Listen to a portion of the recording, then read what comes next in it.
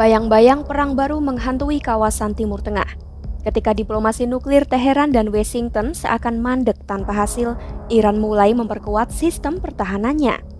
Sejumlah perangkat pertahanan udara dipindahkan ke sekitar fasilitas nuklir utama. Bahkan Teheran memperingatkan setiap pelanggaran wilayah udaranya akan dibalas dengan keras. Kesiapsiagaan ini muncul di tengah kabar bahwa Israel dan AS tengah bersiap melancarkan serangan terhadap situs nuklir Iran. Simak ulasan lengkapnya dalam video berikut.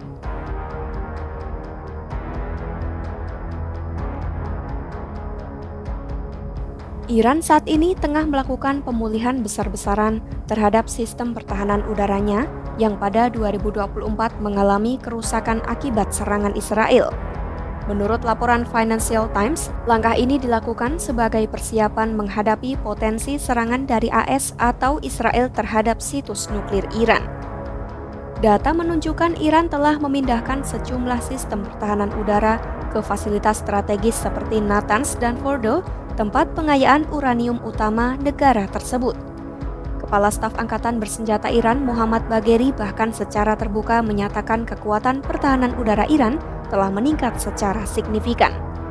Ia juga memperingatkan setiap pelanggaran terhadap wilayah udara Iran akan dibalas dengan kerusakan besar bagi musuh. Langkah peningkatan kesiapan ini terjadi di tengah meningkatnya ancaman dari Israel yang dikabarkan siap melancarkan serangan udara terhadap fasilitas nuklir Iran, meskipun AS masih terus mendorong negosiasi kesepakatan baru guna mencegah Teheran mengembangkan senjata nuklir. Perselisihan utama dalam perundingan itu adalah hak Iran untuk memperkaya uranium. Ini menjadi sesuatu yang ditolak keras oleh Washington, khususnya di bawah pemerintahan Trump yang bahkan mengancam akan mengambil tindakan militer jika perundingan mengalami kebuntuan. Ketegangan regional juga memanas sejak proksi Iran mulai melancarkan serangan ke Israel pada akhir 2023 sebagai dukungan terhadap Hamas dalam konflik di Gaza. Situasi ini berkembang menjadi benturan langsung antara Iran dan Israel, di mana Iran meluncurkan ratusan rudal dan drone ke wilayah Israel sebanyak 2 kali. Meski sebagian besar serangan itu berhasil digagalkan oleh sistem pertahanan Israel dengan bantuan AS dan sekutunya, Israel tetap membalas dengan serangan terbatas ke wilayah Iran.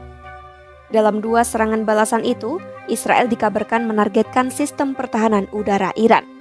Sejak saat itu, Iran berupaya keras membangun kembali kemampuan pertahanan udaranya, termasuk dengan merelokasi dan mendiversifikasi posisi peluncur serta radar militer.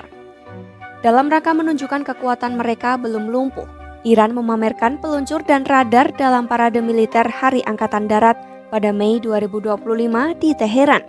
Bahkan dalam latihan militer Februari 2025, sistem rudal mereka terlihat kembali aktif menggunakan radar buatan dalam negeri. Selain mengandalkan peralatan militer asing, Iran juga terus mengembangkan sistem pertahanan udara domestik yang mengandalkan mobilitas tinggi serta kemampuan berpindah dan bersembunyi dengan cepat guna menghindari deteksi dan serangan udara. Para analis menyoroti meskipun Israel memiliki kemampuan untuk menembus wilayah udara Iran, keterbatasan daya angkut senjata pada pesawat-pesawat tempur mereka menjadi tantangan tersendiri. Untuk benar-benar menghancurkan fasilitas nuklir Iran yang terkubur dalam bunker bawah tanah, dibutuhkan serangan bertubi-tubi dalam waktu berjam-jam atau bahkan berhari-hari. Nicole Grajewski dari Carnegie Endowment menilai Iran kini tengah berupaya menghapus kesan bahwa sistem pertahanan udaranya telah dihancurkan secara total. Sementara itu, menurut spesialis pertahanan udara di Moskwa, Yuri Lyamin, keberhasilan dari konflik semacam ini sangat tergantung pada kualitas koordinasi antara pihak yang terlibat.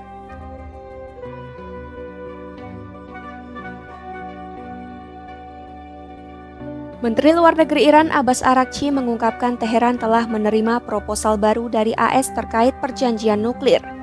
Namun dokumen tersebut dinilai penuh dengan ambiguitas, tidak jelas, dan menimbulkan banyak pertanyaan. Meskipun begitu, Teheran tidak langsung menolaknya. Araghchi mengatakan akan memberikan tanggapan resmi dalam beberapa hari ke depan berdasarkan kepentingan nasional dan prinsip dasar negara.